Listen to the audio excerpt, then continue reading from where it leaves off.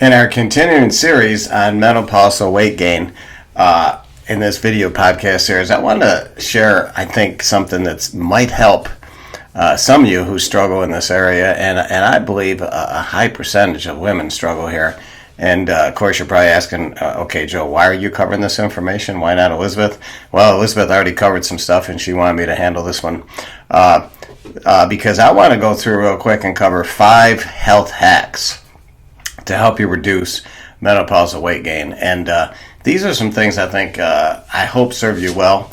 And I've noticed that the people that are effective at really fighting off and winning the battle of the bulge during menopause, which is a battle, incorporate most of these strategies, these hacks, if not all of them.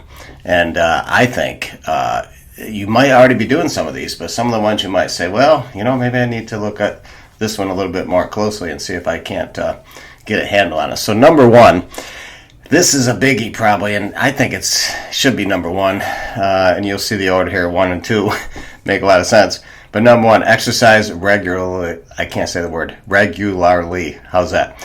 Regular activity to help boost metabolism, number one. But also muscle mass, because if you can increase your muscle mass, that's going to reduce the risk of weight gain, but also there's many things that can take place when estrogen and progesterone decrease that can cause some increase in fat redistribution.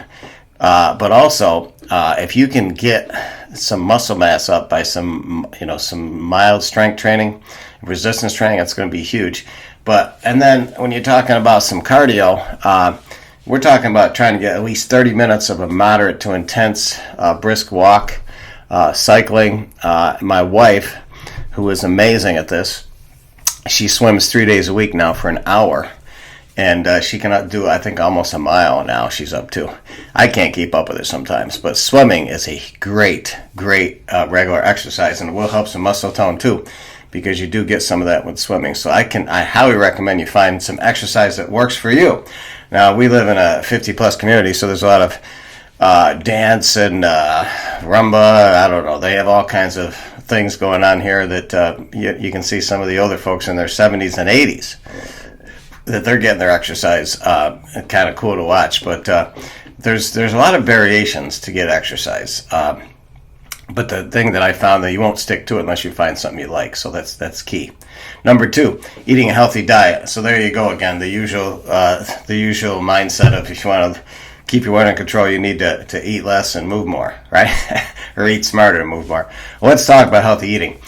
You want to eat a diet that's rich in fruits and vegetables and whole foods, whole grains, lean protein, reduced amount of fat. That's really huge. Try to watch your fat intake. Increase your protein by a lot, and you'll see some benefits. And of course, reducing your carbs. Sugary drinks, really no place for them.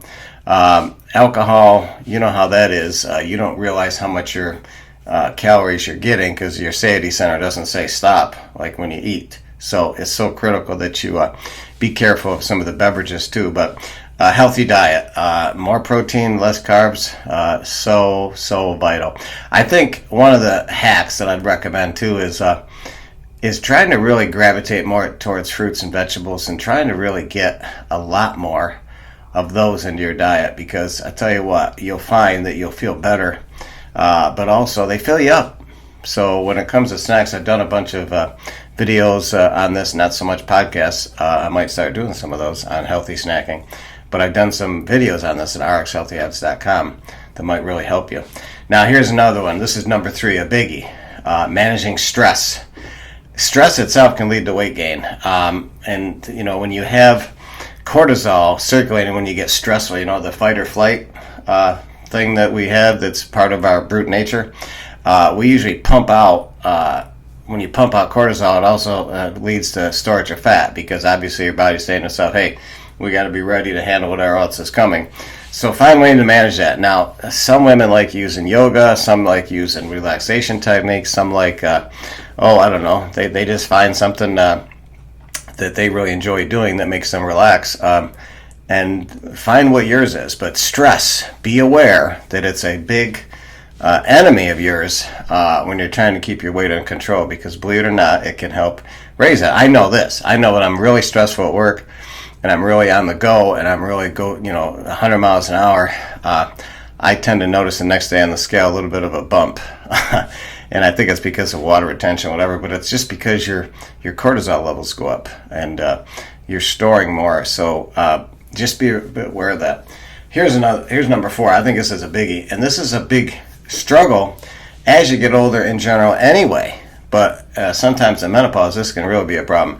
Lack of sleep. So number 4, get plenty of sleep.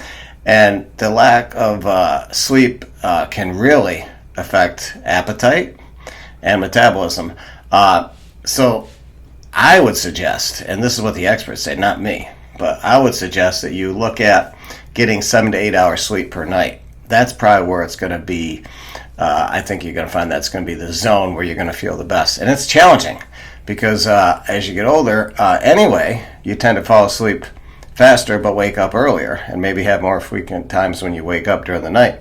So and that's why I think if you're struggling with weight gain and menopause, part of that might be really addressing that sleep issue. And you may have to do number 5 on the list, and that is consult a healthcare provider about that. Now, I think you should try to do everything you can. As a pharmacist, I'm going to tell you, I'm not a big proponent of sleep medications, hypnotics, that we call them. There's a lot of them on the market, and I tell you what, they will help you fall asleep faster, but they don't necessarily keep you asleep longer. So they're a challenge, but there may be a need for that short term and maybe sporadically. But also, I think you need to consult a healthcare provider if you're trying to reduce weight gain during menopause, because they might recommend some appropriate therapies that may help you. There's a lot out there today. But also, a lot of times, some of the other side effects, if you want to call them, of menopause, can be dealt with pretty effectively with some HRT, which is hormone replacement therapy. Now, some people are good candidates for that. Some females are good candidates for that. Some are not. So it's not across the board that they automatically, like they did years ago, just put you on hormone replacement therapy. There's some changes going on in that. So anyway, I hope those 5 things serve you well with some health hacks to help you keep your weight gain under control during menopause, or if you really want to reverse it and get it down to a healthy weight, a normal weight, a premenopausal weight. As you know, Elizabeth's got a comprehensive program that she runs, that she's done herself, that she lives, that she can help you with. But until next video podcast, you can find us on RxHealthyHabits.com. We have some great blogs, some great videos, and we have a whole bunch of tips to help you develop your own self-health care versus always having to rely on sick care. So until next time, and until next podcast.